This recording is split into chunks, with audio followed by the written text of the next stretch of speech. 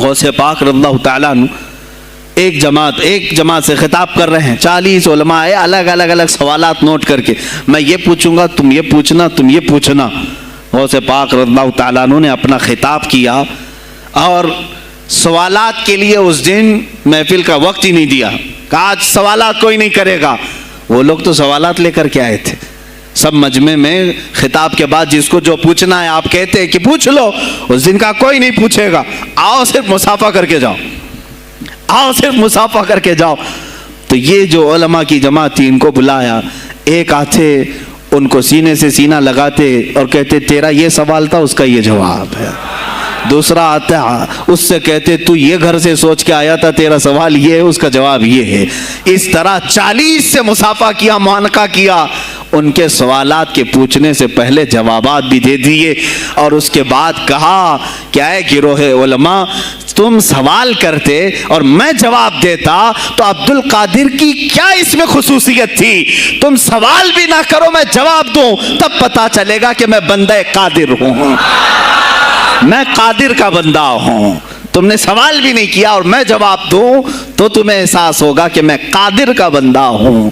اللہ رب العزت کا کی صفاتی نام ہے۔ عزیزان گرامی وقار، علماء نے تنگ کیا، پریشان کیا، آپ کے مجموعوں کو روکنے کی کوشش کی، لیکن ایسا نہیں ہے کہ غوث پاک نے ہر ایک کو اپنی کرامت سے زیر کر دیا ہو، ان علماء کو پورا سلا دیا ہو، نہیں، فیس کیا ہے، مقابلہ کیا ہے، پریشانیاں اٹھائی ہیں، اور خلفاء کے وقت کے سلاطین کی بھی بہت ساری ایسی سختیاں تھی جس کو آپ نے برداشت کیا۔ کئی لوگوں نے آپ پر پابندیاں لگانے کی کوشش کی تھی، یہ تو سرکار غوث پاک کی استقامت تھی کہ آپ جمے رہے۔ اور سب سے بڑا کام آپ کا کیا تھا معلوم؟ خانقاہ کے گدی نشینوں غور سے سنو، جو غوث پاک کا نام لیتے ہیں، سرکار غوث پاک رضی اللہ تعالیٰ عنہ کی اس صفت کو میں بیان کروں تو یہ بغلیں جھانکیں گے۔ ابھی غوث پاک نے سب سے بڑا کردار کیا کیا جانتے ہیں آپ؟ لوگ کہتے ہیں خانقاہی ماحول قائم کرنا ہے، اللہ اللہ کرو، تسبیح لو، دلوں کی صفائی کرو، سب صحیح ہے، لیکن غوث پاک نے تقریباً 25 سال صرف جہاد پر بیان کیا ہے، صرف جہاد پر۔ کہا کہ اے گروہ مسلمین، تم پر اللہ نے ذلت مسلط کر دی ہے اس لیے کہ تم نے کوششیں ترک کر دی ہیں، حکومتوں کو صحیح کرنے کے لیے آپ نے باغ ڈور سنبھال لی تھی۔ غوث پاک جب بیان کرتے منبر سے تو وقت کا جو تخت تھا وہ بھی ہلنے لگ جاتا تھا۔ خلیفہ مستنجد باللہ اس زمانے کا خلیفہ ہے، اور تنگ آ گیا غوث پاک کے پاس جب وہ بیان کرتے اور ان کی عیاشیاں کھول کھول کر کے ذکر کرتے تو لوگوں میں اب احساس جاگنے لگا، کوئی تو اللہ والا آیا ہے جو نظام خداوندی قائم کرنے کی بات کر رہا ہے، نظام مصطفیٰ قائم کرنے کی بات کر رہا ہے۔ بغداد کی یہ حالات جب ہونے لگے، میرے عزیزو، سلطان الاولیاء غوث پاک کی ہی شہ پر جانتے ہیں صلاح الدین ایوبی جیسا ایک مرد مجاہد پیدا ہوا ہے۔ یہ آپ کی تحریک تھی، غوث پاک کی تحریک تھی کہ جب بازنطینی عیسائیوں سے آپ نے اپنی پوری امت کو آگاہ کیا کہ تم سو رہے ہو، تم اپنی عیاشیوں میں ہو، تم اپنے نشے میں ہو، تمہارا دشمن تاک میں لگا ہے، گھات لگا کر کے بیٹھا ہے۔ اور ہوا بھی یہی کہ غوث پاک کے وصال کے صرف 10 سال بعد صلیبیوں نے حملہ شروع کر دیا بغداد پر، مصر پر، ترکی پر، ہر جگہ، اور یہی حملے کی وجہ تھی صلاح الدین ایوبی جیسا مرد مجاہد کھڑا ہوا، اور پھر انہوں نے پورے بیت المقدس کو فتح کر کے اپنے سر ایک صحرا باندھا۔ آج تک امت اس کے احسان کو یاد کرتی ہے۔ میرے عزیزو، غوث پاک کے زمانے کے ہیں صلاح الدین ایوبی۔ اتنا ہی نہیں، آپ ہی کی تحریک تھی، غوث پاک کی تحریک تھی کہ تم جوانوں کو تیار کرو، تمہاری زندگی عیاشی کے لیے نہیں، اللہ کا نظام قائم کرنے کے لیے ہے۔ تم اللہ کا نظام قائم کرنے کے لیے آئے ہو دنیا میں، کیونکہ اللہ نے تمہیں خلیفۃ اللہ کہا ہے۔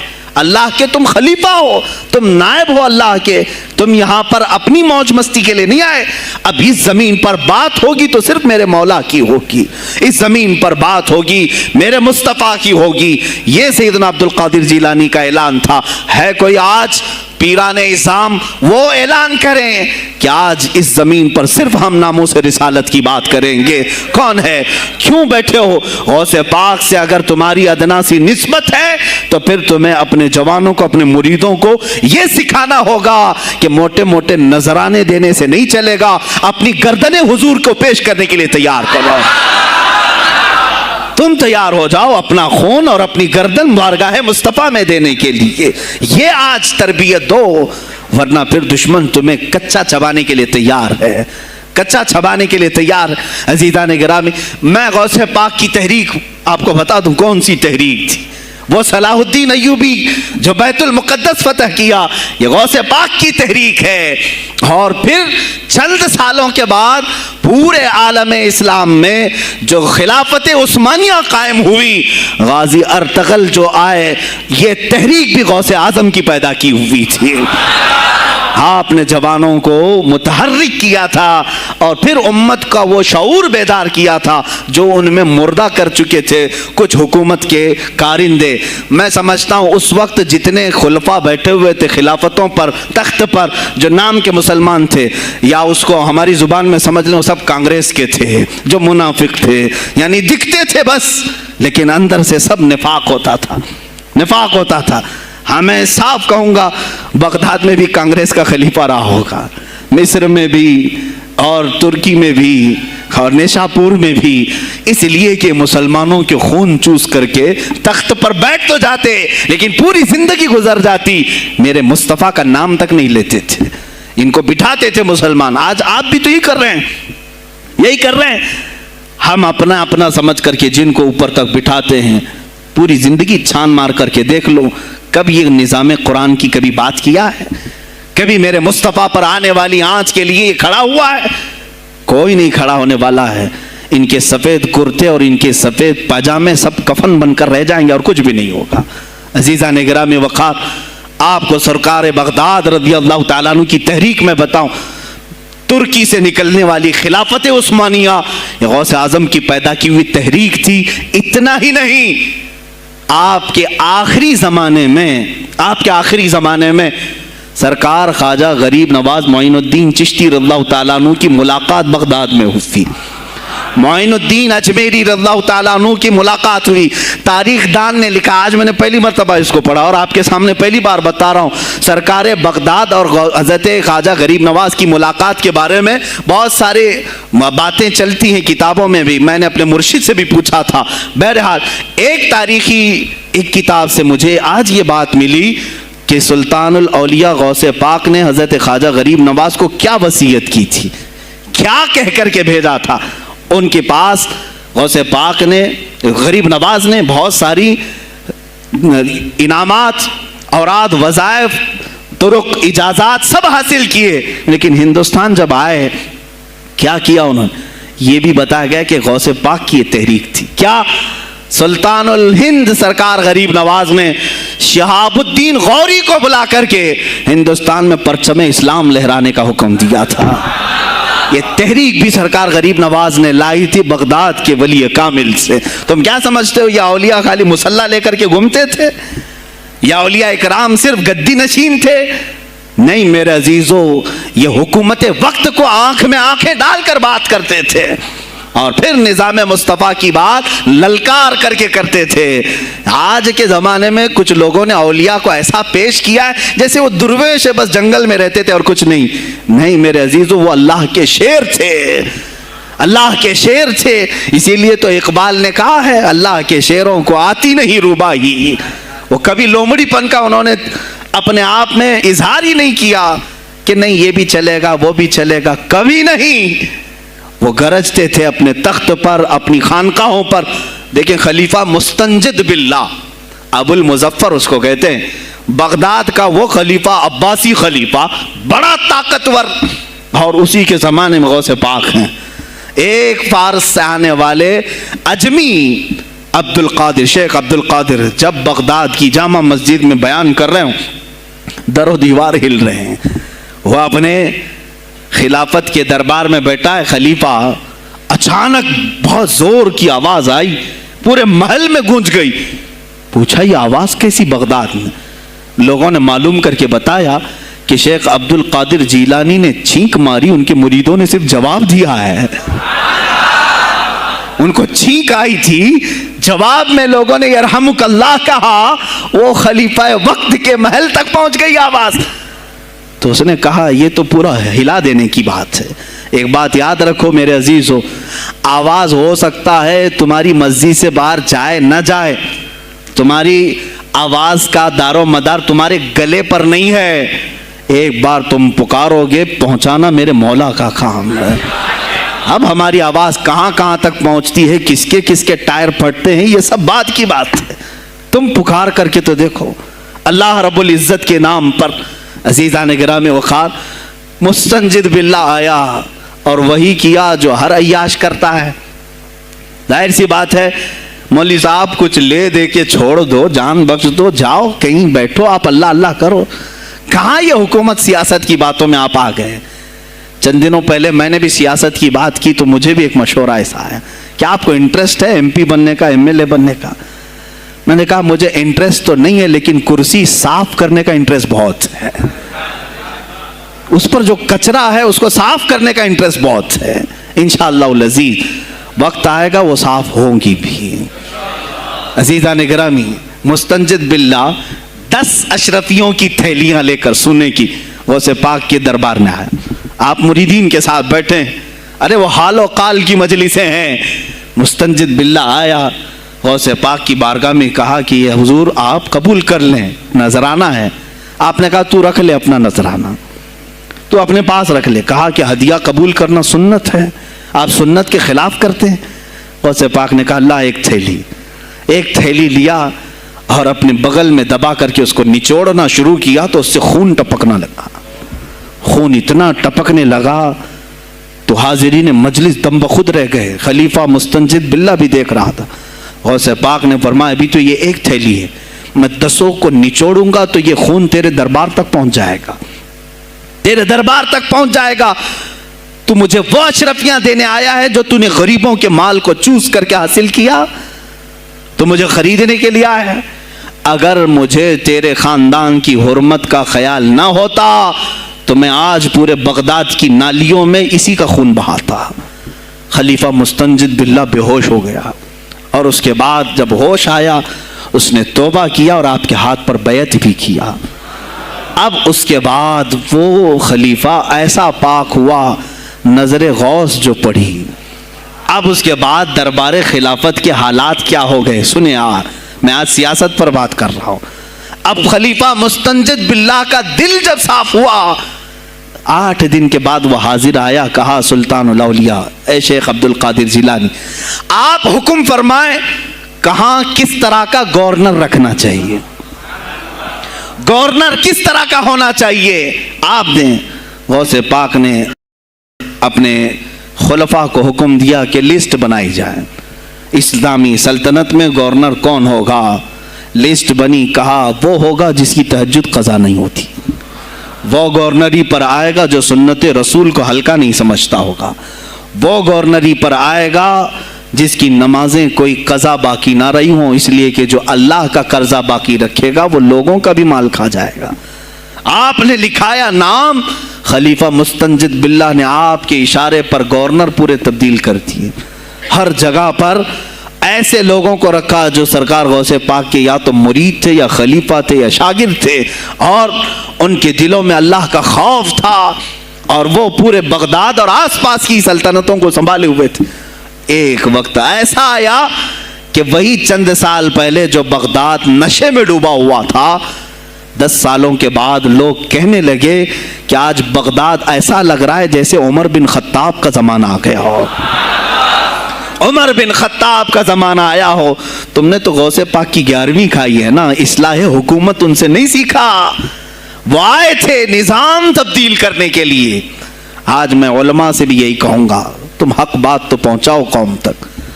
آج حالات ایسے ہیں میرے عزیزوں، ڈر اور خوف ان کے سینوں پر طاری ہوا. کس بات سے ڈرتے ہو؟ کیا تم نے اللہ کی ذات پر ایمان نہیں لائے؟ یہ نہیں کہتے ہو موت و حیات اللہ کے ہاتھ ہے، رزق اللہ کے ہاتھ ہے، پھر ڈرتے حکومت وقت سے کیوں؟ مجھے ابھی چند دنوں پہلے ایک میسج یہ بھی آیا تھا کہ حضرت آپ تو پاکستان کے علامہ خادم حسین کی تعزیت پر بیان کر رہے ہو، آپ دیکھ نہیں رہے یہاں کا ماحول کیسا ہے؟ عزیزان گرامی، اس دن مجھے افسوس اس بات پر ہوا، سوال پر، ہائے افسوس، اس قدر تمہارے ضمیر مردہ ہو گئے، اس قدر تم بزدل ہو گئے، لاکھوں لوگوں کے دلوں میں شمع عشق مصطفیٰ جگانے والے پر تمہاری زبان بند ہے، تمہاری زبان بند ہے۔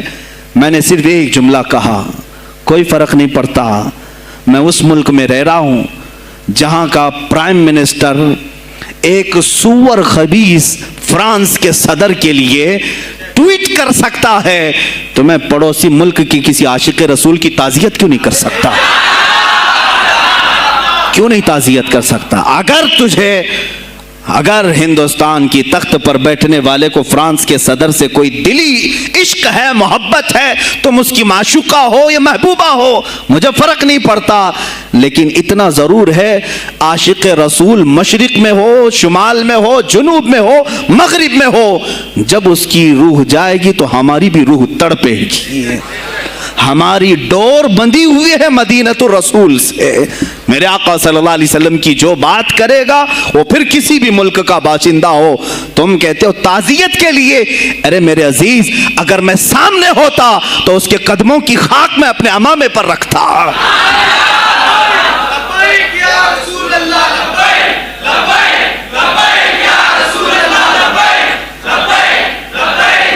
عزیزان گرامی وقار، یہ بہت خاموشی ہم نے اختیار کی، بہت خاموشی، کوئی بات نہیں۔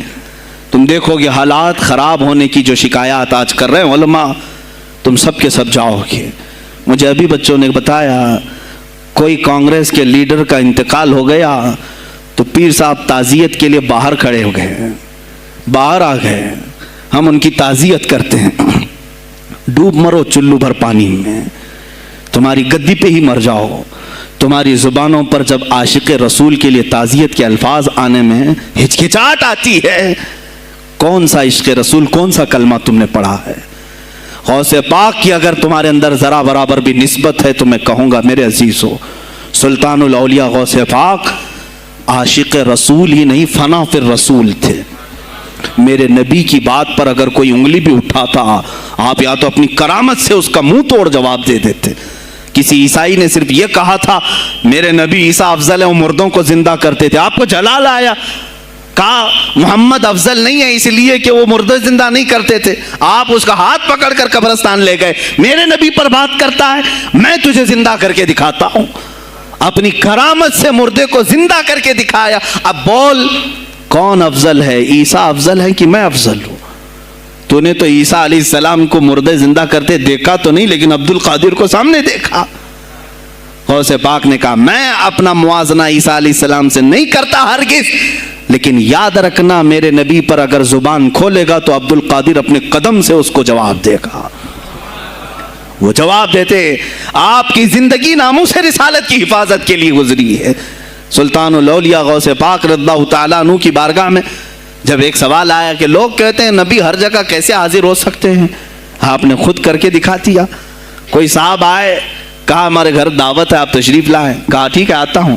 تھوڑی دیر بعد دوسرے آئے، کہا ہمارے گھر دعوت آپ آئیں، سیم ٹائم پہ کئی 70 لوگ آئے، سب کی دعوت قبول کی۔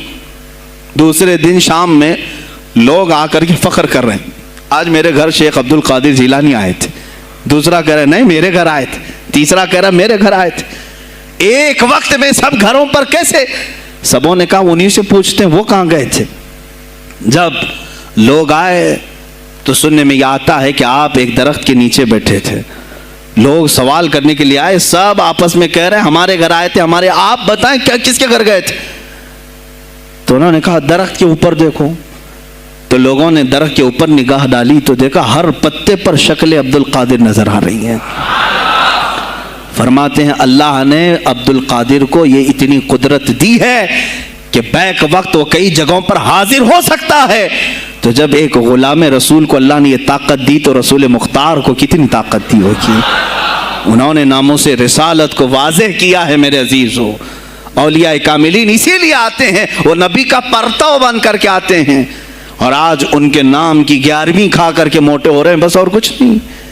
اور لوگ یہ سمجھتے ہیں نفس کو موٹا کر کے تم اپنی زبانوں میں گھی لگا چکے ہو، بولو گے تو پکڑے جاؤ گے، بولو گے تو تمہارے اوپر کیس ہو جائے گا، ہو نہیں دو۔ میرے عزیزو، آج تو حالات ایسے ہیں، میں رو پڑا کل جب مجھے یہ رپورٹ ملی کہ صرف ہندوستان کی سوشل میڈیا پر 25,000 پوسٹ میرے نبی کی شان میں گالیاں دی گئی ہیں، 25,000 لوگوں نے گستاخی کی ہے۔ تم بھی تو رات بھر انٹرنیٹ چلاتے ہو، پورا کا پورا وقت اپنے موبائل میں صرف کرتے ہو، جانا ہے تمہیں بھی میرے آقا کی بارگاہ میں، یاد رکھنا حضور پاک صلی اللہ تعالی علیہ وسلم کے دربار میں جانے والے ہو اور تمہارا کوئی عذر قبول نہیں کیا جائے گا۔ حضرت سعد بن ربیع کی وہ بات مجھے یاد آتی ہے، جنگ احد میں حضور کی حفاظت کے لیے لڑتے لڑتے میدان میں ایسے آ گئے تھے کافروں کے کہ آپ کے گوشت کے ٹکڑے اڑ رہے تھے، جسم کے گوشت کے ٹکڑے اڑ رہے تھے، میرے آقا دیکھ رہے تھے۔ شام کا وقت ہوا، احد کا میدان، ہوازیں، سناٹا، 70 لاشیں پڑی ہوئی تھی صحابہ کی۔ اللہ کے نبی نے پکارا، میرے سعد کو ڈھونڈو، کہاں ہے سعد، کہاں ہے؟ صحابہ کہتے ہیں ہم آواز دینے لگے، سعد تم زندہ ہو، رسول تجھے بلا رہے ہیں۔ حضرت سعد بن ربیع 7 لاشوں کے نیچے دبے ہوئے تھے اور سانسیں بھی چل رہی تھی، سانسیں چل رہی تھی۔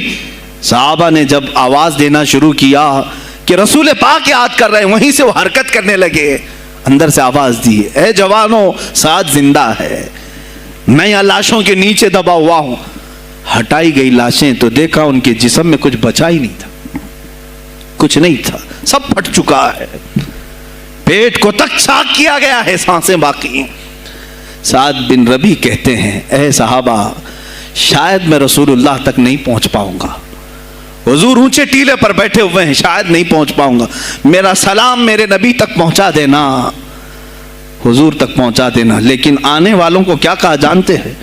میں اے جوانوں تم سب سے کہوں گا آج کے حالات میں۔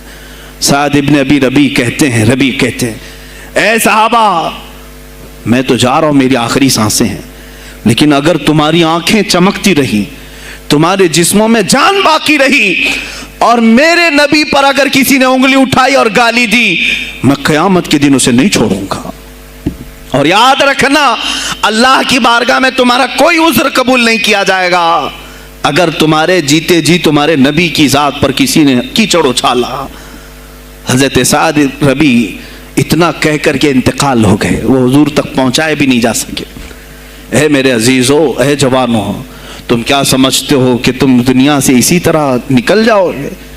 قرآن میں بھی اللہ نے کہا ام حسبتم ان تدخلوا الجنت، تم یہ سوچ کر کے بیٹھے ہو کہ ہم جنت میں چلے جائیں گے؟ پیر صاحب کا دامن پکڑ لیا ہے، مجھے تو جانا ہی ہے جنت میں، پیر بخشوا دیں گے ہمیں۔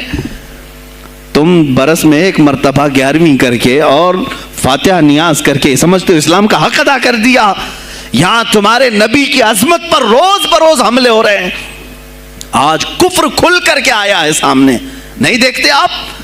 کفر کھل کر کے سامنے آیا ہے، تعصب کے ساتھ ہر شہر میں جاتے ہوئے گنڈے للکار رہے ہیں اسلام کے خلاف ہمارے ملک میں۔ اگر میں کھل کر کے آیا تو میرا کیا جرم ہے اس میں؟ میرا کیا قصور ہے اس میں کہ آپ بھی میں نہ بولوں؟ ہاں آج تمہارے پاس طاقت ہے، پاور ہے، جو کچھ بھی حسر اور رسوخ ہے، اس سے زیادہ کیا کرو گے کہ تم مجھے جیل میں بند کر دو گے؟ میں کل کی تفسیر میں بھی یہی کہا، ایک مولانا صاحب نے کہا کہ آپ اتنا بول رہے ہیں، آپ پر ایسے ایکٹ لگائے جائیں گے کہ زندگی بھر آپ کی ضمانت ہی نہیں ہوگی، آپ پر ایسے قانون لگائے جائیں گے کہ آپ کی زندگی بھر ضمانت ہی نہیں ہوگی۔ میرا دل یہ کہتا ہے اے لوگو، اس طرح جی کر فائدہ بھی کیا؟ ایسی آزادی کس کام کی جس میں روز اٹھتے ساتھ میرے نبی کی شان میں گستاخیاں ہم سن رہے ہوں اور حضور کو کوسا جا رہا ہو، ہم کھاتے پیتے گھوم رہے ہوں؟ اس سے بہتر ہے کہ جیل کی کوٹری میں ہم زندگی گزار لیں، کل بارگاہ مصطفیٰ میں اٹھنے والا چہرہ تو رہے ہمارے پاس۔ اگر اللہ کے نبی صلی اللہ تعالیٰ علیہ وسلم نے سوال کر لیا پکڑ کر کے کہ تیرے زندگی میں، تیری جوانی میں مجھ پر تو لوگ رنگیلا رسول کہہ رہے تھے، تو کیا کہہ رہا تھا؟ تو کیا کہہ رہا تھا اس زمانے؟ تو تم کیا کہو گے؟ اے اللہ کے نبی میں مزدور تھا، میں کچھ نہیں کر سکتا تھا، میں غریب تھا، کام کاج کرتا تھا، میں کچھ نہیں کر سکتا تھا۔ یاد رکھو اس وقت میرے آقا تمہارے سامنے بلال حبشی کو لا کر کھڑا کر دیں گے۔ یہ کیا تھا بلال؟ یہ تو غلام تھا، اس کی پیٹھ پر سل رکھ کر کے پیٹھ گلا دی جاتی، تب بھی اپنی زبان پر میرا نام لینا نہیں چھوڑتا تھا۔ تم کون سی مزدوری کی شکایت لے جاؤ گے؟ بہانہ کرو گے اللہ کی بارگاہ میں، رسول کی بارگاہ میں بہانہ کرو گے؟ اے گروہ علماء، تم کو اللہ نے ممبر دیے ہیں خطابت کے لیے، اللہ نے اپنے رسول کا ممبر تمہیں دیا ہے، اس لیے نہیں کہ تم حکومت کی خوشامدی کرو، تم اپنے وقت کے طاغوتی قوتوں کی خوشامدی کرو، اس لیے نہیں، بلکہ آج تم سے قوم مصافحہ کر کے ہاتھ چومتی ہے صرف اس لیے کہ تمہاری زبان پر نام مصطفیٰ ہے۔ آج علماء کی جو عزت ہے صرف اس لیے، تمہاری پگڑیاں، تمہارے جبے دیکھ کر کے قوم عزت نہیں کرتی، صرف اس لیے ان کے دلوں میں تم مچلتے ہو کہ تم مصطفیٰ کریم کی باتیں کرتے ہو۔ علماء کو جاننا چاہیے کہ تمہاری عزت نبی سے وابستہ ہے۔ آبرو ماذا نام مصطفیٰ است، ہماری آبرو، اقبال نے کہا تھا، ہماری آبرو نام مصطفیٰ سے وابستہ ہے۔ اگر اسی نام کو کسی نے چھیڑا تو پھر ہمارا جی کر مطلب کیا ہے؟ ہم کس کام کے؟ میں ایک مثال سے سمجھاتا ہوں۔ مسجد ہے، دیوار کے پینٹ کو اگر کسی نے کھرچ لیا تو ہو سکتا ہے معاف کر دیں، ہم اس کو چھوڑ دیں۔ کسی نے لکیر نکال دی دیوار پر، ہم چھوڑ دیں اس کو، لیکن میاں وہ ہمارے سامنے آ کر پلر ہلانے لگ گیا اور مسجد کا یہ پلر توڑنے لگ گیا، خاموش بیٹھو گے؟ اور اگر تم خاموش بیٹھے تو اس کا انجام کیا ہوگا؟ اس نے پلر ہلایا تو صرف پلر نہیں ٹوٹے گا، یہ چھت پورا سب کے اوپر گرے گا۔ آج ظالم کفار پورے تمہاری جڑ کو ہلا رہے، میرے نبی کی ذات کو، سیدھے مصطفیٰ کریم کی ذات کو ہلا رہے ہیں۔ اللہ کے حبیب صلی اللہ تعالی علیہ وسلم کی ناموس کو ہلکے میں مت لینا میرے عزیزو، لاکھوں جانیں جاتی ہیں، جائیں اسلام پر، حضور اکرم صلی اللہ تعالی علیہ وسلم کی ذات کو ہلکے میں مت لینا۔ اور اگر انہوں نے ہلانا شروع کیا ہے اگر حضور کی ذات پر، حیرت ہو رہی، 25,000 پوسٹ تم میں سے کس نے کمپلینٹ کی ہے؟ سائبر کرائم کو کمپلینٹ کر سکتے تھے، ہمارے جذبات کو ٹھیس پہنچا ہے۔ ہم آزاد ملک میں رہ رہے ہیں، میرے نبی سے چھیڑ چھاڑ کیوں ہو رہی ہے؟ کسی نے آواز اٹھائی؟ کچھ ہیں اللہ ماشاءاللہ، کچھ علماء، کچھ وکلا اس کے پیچھے لگے ہوئے ہیں، لیکن میرے عزیزو ہر مسلمان کا یہ حق ہے، تمہاری نسبت رسول پاک سے ہے۔ اب انہوں نے ہلانا شروع کیا تو انتظار کرو، جس دن یہ چھت گرے گی عذاب بن کر سب پیچھے جائیں گے، سب اس میں گرفتار ہوں گے انشاءاللہ العزیز۔ ہم مہم چھیڑیں گے، ہم مہم چھیڑیں گے اس بات کی، اگر آج تم کثرت میں ہو تو اس کا کیا مطلب جو چاہے تم کر لو گے؟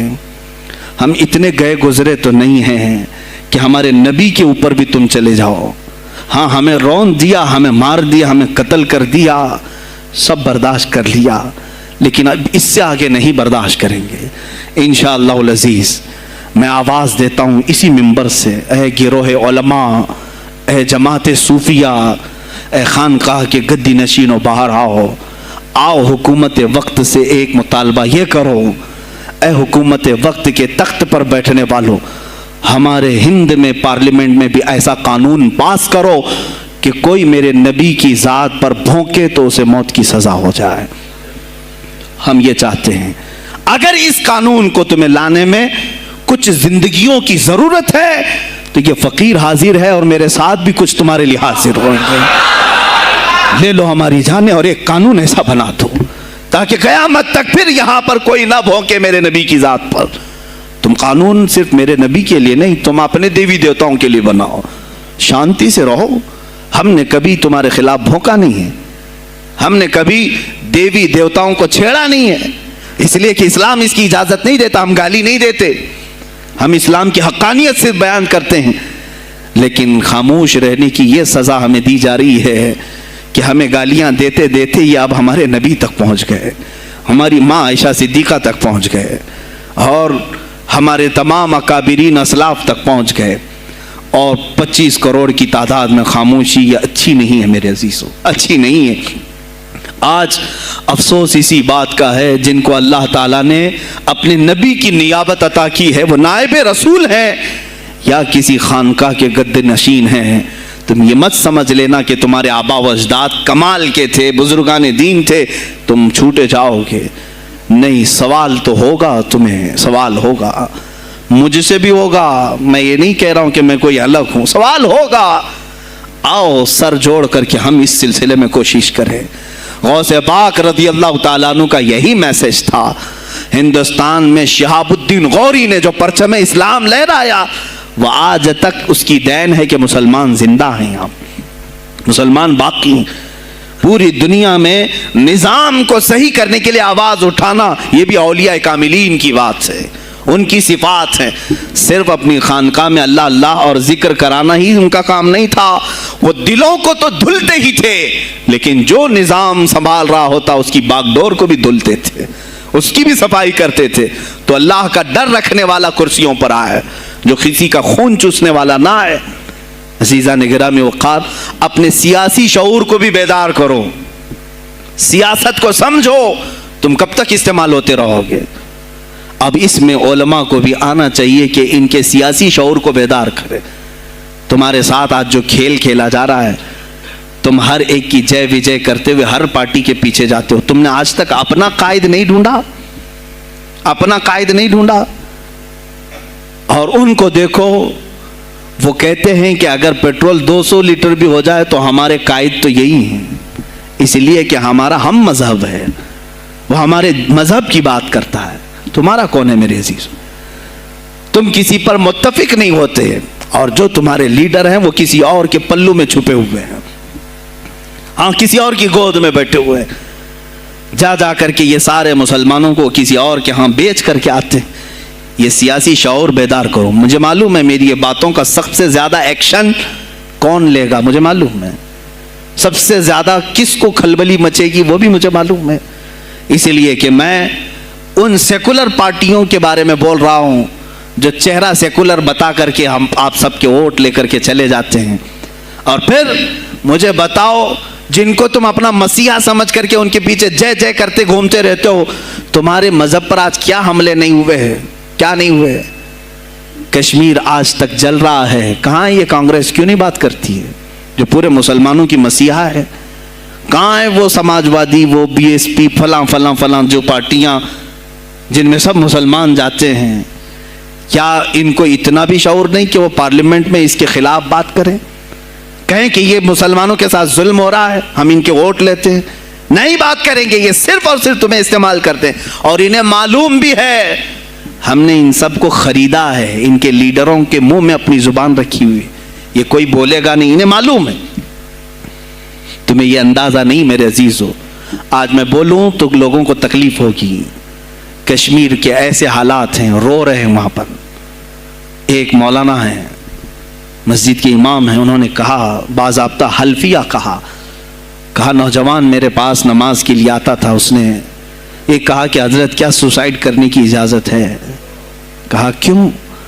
کہا میرے گھر میں کچھ لوگ داخل ہوئے، میں ان کا نام ذکر نہیں کر رہا ہوں، کچھ لوگ داخل ہوئے، مجھے ہاتھ باندھ کر کے کھڑا کیا، میری ماں اور میری بہن کو ننگا کیا، میرے سامنے کپڑے اتارے اور ان کی عزت لوٹی، اور اس کے بعد مجھے ہاتھ کھول کر کے چھوڑ دیا۔ مجھے بتائیں اس کے بعد بھی جینے کا کوئی مقصد رہتا ہے؟ مجھے بتائیں اس کے بعد بھی جینے کا کوئی حاصل ہے؟ یہ سب تمہارے ساتھ بھی ہوگا۔ جہاں میجورٹی ان کی مسلمانوں کی تھی وہاں یہ ننگا ناچ کر کے دکھایا ہے، تو یہاں تو تم بہت قلت میں ہو، تمہارے ساتھ بہت کچھ ہو سکتے ہیں، اب بھی اگر خاموش رہے۔ اسی لیے میں بار بار کہتا ہوں، اٹھو وہ گھر نہ حشر نہ ہوگا پھر کبھی، دوڑو کہ زمانہ چال اپنی چل گیا۔ تم اپنی سیاست کو منتخب کرو، تم اپنی قیادت کو منتخب کرو، اور اگر ابھی بھی سیاسی لاشعوری کی زندگی گزارتے رہو گے، لقمے بنتے چلے جاؤ گے، یہ کھاتے چلے جائیں گے۔ بات میں سلطان الاولیاء غوث پاک کی کر رہا تھا، لیکن مجھے یہ حالات پر گفتگو ضرور کرنی ہے، اس لیے کہ مجھے معلوم نہیں ہے کہ میری زبان پر کب تالے لگائے جائیں گے یا میری گردن پر کب چھری پھیری جائے گی، مجھے اس کا اندازہ نہیں۔ لیکن اے مسلمانوں، تم میری ذات سے الجھتے ہو تو الجھ جاؤ، مجھے اگر بلیم کرتے ہو، تانے مارتے ہو تو مار لو۔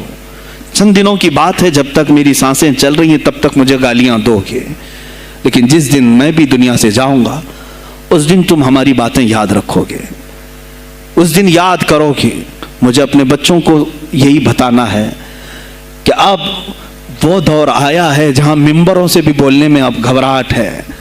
لوگ اپنے خوف کے مارے ایسے ہیں کہ اپنی روزی روٹی کے چکر میں میرے مصطفیٰ کی گالیاں سننا برداشت کر رہے ہیں۔ دیتا ہے دینے دو نا، ہمارا کیا بگڑتا ہے۔ اس پوزیشن میں تم آئے ہو آج، تمہارا امام جب اتنا بزدل ہے تو تمہارے دلوں میں کون سا ایمان باقی رہ جائے گا؟ اس لیے شعور پیدا کرو۔ اگر اولیاء کی نسبت تمہارے دل میں ذرا برابر بھی باقی ہے تو اٹھو میرے عزیزو، آپ قیامت کے دن جواب دہ ہوں گے میرے نبی صلی اللہ تعالیٰ علیہ وسلم کی عظمت پر۔ آج جو حملے ہو رہے ہیں یہ ہماری زندگی کا سب سے بڑا ایشو ہے۔ آج مطالبے کرو، مانگو تو کس چیز کو مانگو؟ بس یہ ہے کہ میری نبی کی عزت سلامت رہے، مجھے دنیا میں اور کچھ نہیں چاہیے۔ اتنا مطالبہ تو کر سکتے ہو، اتنا مطالبہ کرو، اور پھر دیکھو میرے مصطفیٰ کی طرف سے انعام کیا ملے گا، اللہ کی طرف سے انعام کیا ملے گا۔ ارے وہ مرد قلندر جو پاکستان میں ابھی شہید ہوا، کس بات کا اعلان کرتا تھا، کس کو پکارتا تھا، کس کو للکارتا تھا؟ صرف یہی تو بات کرتا تھا کہ تاجدار ختم نبوت، اور میدان میں معذوری کے ساتھ بھی آ کر کہتا تھا لبیک یا رسول اللہ، اے اللہ کے رسول میں حاضر ہوں، میں حاضر ہوں، اپنی جان لے کر آیا ہوں۔ اور تم یاد رکھنا تمہاری ٹانگیں تو سلامت ہے، کل بروز قیامت ہو سکتا ہے تمہارا سامنا اس خادم حسین سے ہو، تمہاری ٹانگیں دیکھ کر کے پوچھی جائیں گی۔ معذور ہونے کے بعد جب کوئی میدان میں میرے نبی کی عظمت پر پہرا دینے کے لیے آ سکتا ہے تو تم نے اپنی ٹانگیں کس کام کے لیے رکھی تھی؟ میرے عزیزوں، میں نے جتنی طاقت مجھے اللہ نے دی میں بول رہا ہوں، اب اس کے بعد کا محاذ تمہیں سنبھالنا ہے، آگے کی ہماری فکروں کو تمہیں لے جانا ہے۔ شاید اس زمانے میں ہم جی رہے ہیں جہاں اتنی آزادی نہیں ہوگی، چھوٹی سی بات کو آج بہت بڑا بنا کر کے اسے ختم کیا جاتا ہے، لیکن مجھے اندازہ ہے اس بات کا، ہندوستان کی آزادی میں بھی میرے اکابرین میں 30,000 علماء نے اپنی جانیں دی ہیں۔ کشمیر سے لے کر دلی تک ہر درخت پر ایک عالم کی لاش لٹکی ہوئی تھی، ان کی جانیں، ان کی قربانیاں رائیگاں نہیں گئیں۔ 70 سال سے ہم مزے لے رہے ہیں، ان کی قربانیاں ہیں یہ۔ علامہ فضل حق خیر آبادی کو انڈمان نکوبار پوری زندگی کے لیے قید کر کے ختم کر دیا گیا، مزار بھی وہیں پر ہے آج۔ تو آج مجھے اندازہ ہے اگر میں نے اس بات کی شروعات کی ہے، ہو سکتا ہے یہ جو کچھ بھی ہمارے ساتھ کریں، لیکن مجھے میرے رب ذوالجلال کی ذات پر یقین ہے۔ میں یہی کہوں گا، اے اللہ، اگر ہمارے مقدر میں شہادت ہے تو اس سے بہتر کوئی اور موت ہے نہیں۔ اے رب ذوالجلال، اس حالت میں دنیا سے اٹھا جب تو ہم سے راضی ہو۔ اگر تو نے ہمارے لیے ایک لمحے کے لیے بھی ناراضی ہے، مولا پھر ہمیں مہلت دے دے کہ تجھے راضی کر کے جائے، تجھے راضی کر کے جائے۔ میرے مصطفیٰ صلی اللہ تعالیٰ علیہ وسلم کو قبر میں ہمیں دیکھنا ہے، اس لیے ہم قبر میں جا رہے ہیں، لیکن اس حال میں دنیا سے جائیں کہ ان کی عظمت پر کچھ بول تو سکیں، ان کی ناموس پہ کچھ کر تو سکیں۔ عزیزان گرامی، سلطان الاولیاء شہنشاہ بغداد رضی اللہ تعالیٰ عنہ کی ذات پر جو ان کی کرامات ہیں وہ ساری چیزیں پھر کبھی میں ذکر کروں گا۔ آج اسی پر میں اختتام کرتا ہوں، اسی پر جیو اور اسی پر مرو، انہیں جانا انہیں مانا، نہ رکھا غیر سے کھا، للہ الحمد میں دنیا سے مسلمان گیا۔ آج لے ان کی پناہ، آج مدد مانگ ان سے، پھر نہ مانیں گے قیامت میں اگر مان گیا۔ اس لیے کہ رسول پاک صلی اللہ تعالیٰ علیہ وسلم کے سوا کوئی اس قیامت کے میدان میں تمہارا دستگیر نہیں ہے۔ جب تک وہ تیری سفارش نہ کریں، اللہ بھی تجھ سے کلام کرنے والا نہیں ہے۔ جب امام اہل سنت نے یہاں تک کہہ دیا خلیل و نجی مسیح و صفی سبھی سے کہیں نہ بنی، یہ بے خبری کی خلق پھری کہاں سے کہاں تمہارے لیے، رسول پاک ہی کے لیے، تم وہاں پر بھی اٹھائے جاؤ گے۔ میں یہی میسج دے کر کے جاؤں گا جو میرے مرشد گرامی نے آخری وقت دیا تھا، زندگی یہ نہیں کسی کی کسی کے لیے، زندگی ہے نبی کی نبی کے لیے۔ نہ سمجھ مرتے ہیں زندگی کے لیے، نہ سمجھ مرتے ہیں زندگی کے لیے۔ जीना मरना है सब कुछ नबी के लिए। बुलहवस सुन, सीम और जर की बंदगी अच्छी नहीं। बुलहवस कहते हैं हवस का पुजारी, ख्वाहिशात का पुजारी। मेरा मुर्शिद ये कहकर गया है हमें, बुलहवस सुन, सीम और जर की बंदगी अच्छी नहीं, उनके दर की भीख अच्छी, सरवरी अच्छी नहीं। उनके दर की भीख अच्छी, सरवरी अच्छी नहीं। और कहते हैं जो पिया को भाए अख्तर वो सुहाना राग है। जो पिया को भाए अख्तर वो सुहाना राग है। जिससे नाखुश हो पिया वो रागनी अच्छी नहीं। जो मेरे नबी को ना पसंद आए वो बात ही अच्छी नहीं। जो मेरे नबी को ना पसंद काम हो वो काम ही अच्छा नहीं। जिससे नाखुश हो पिया वो रागनी अच्छी नहीं। व आखिरु दावाना अनिल हम्दुलिल्लाहि रब्बिल आलमीन। सलाम अलैकुम। खिदमत पे लाखों सलाम मुस्तफा जाने रहमत